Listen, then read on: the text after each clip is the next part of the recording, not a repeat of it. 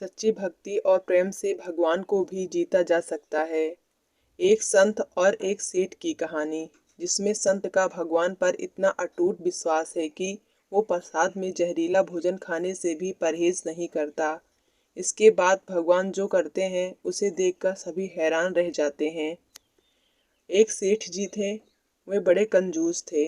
एक दिन उन्होंने दुकान पर बेटे को बैठा दिया और बोले कि बिना पैसे लिए किसी को कुछ मत देना, मैं अभी आया। अकस्मात एक संत आए जो अलग अलग जगह से एक समय की भोजन सामग्री लेते थे। लड़के से कहा, बेटा जरा नमक दे दो। लड़के ने संत को डिब्बा खोलकर एक चम्मच नमक दिया। सेठ जी आए तो देखा कि डिब्बा खुला पड़ा था। सेठ जी ने कहा कि क्या बेचा? बेटा बोला, एक संत जो तालाब पर रहते हैं उनको एक चम्मच नमक दिया था।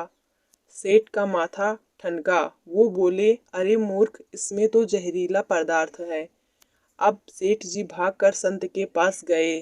तब तक संत भोजन बनाकर भोजन का भोग लगाकर खाने की थाली लेकर बैठ चुके थे।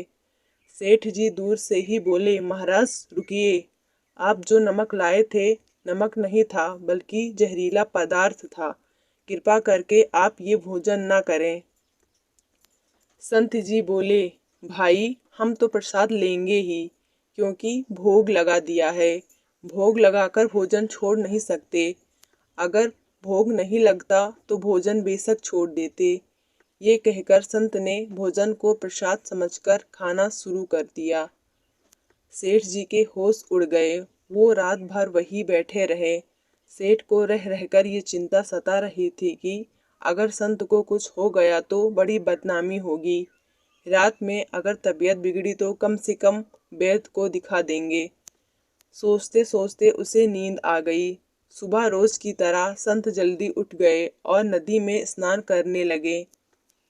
सेठ जी ने कहा, महाराज तबीयत तो ठीक है? संत बोले, भगवान की कृपा है। इसके बाद वे पूजा के लिए मंदिर चले गए। जैसे ही संत ने मंदिर का द्वार खोला तो देखा कि भगवान के श्री विग्रह के दो भाग हो गए हैं और शरीर काला पड़ गया है। ये देखते ही सेठ को समझ आ गया कि भक्ति के अटल विश्वास को देखकर भगवान ने भोजन का जहर भोग के रूप में स्वयं ग्रहण कर लिया और भक्त को प्रसाद ग्रहण कराया।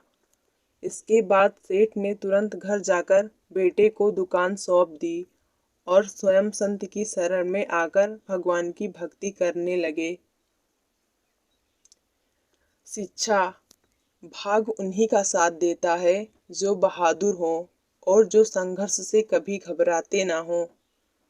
आपको यह कहानी अच्छी लगे तो इसे लाइक और चैनल को सब्सक्राइब करिएगा। धन्यवाद।